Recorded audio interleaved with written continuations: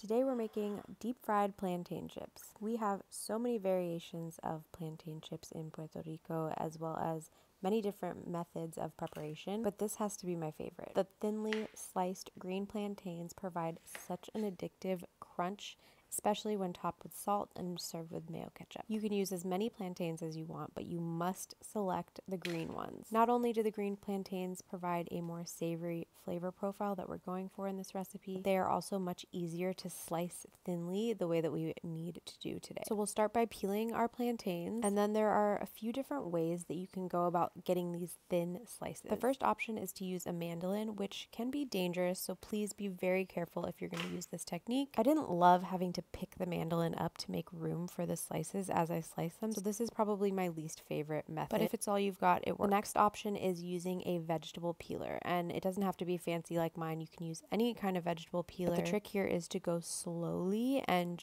carefully, and I found that this technique just provided the thinnest slices. Now, if neither of those options work for you, you can always use a sharp knife and just slowly slice lengthwise to get those thin strips. Again, just be very careful that you don't cut yourself. Whichever method you use, just make sure you are slicing the thinnest possible strips. This is key for this recipe. Now, once all of your plantains are sliced and ready to go, we're going to fry them in 350-degree Fahrenheit oil. Be careful not to overcrowd the pan so that they can cook evenly, and fry them for a minute or so on each side, making sure to flip them and watch carefully as they brown very quickly. Once they become this rich yellowish golden color like this, you can remove them from the oil and transfer to a paper towel lined plate. Hit them with salt as soon as they come out of the oil and serve with whatever sauces you like. I really love mayo ketchup, but you could also do mojo de ajo, which is a Puerto Rican garlic sauce that's super delicious. You have to serve these right out of the oil while they're still hot because the crunch is truly unmatched. Just listen.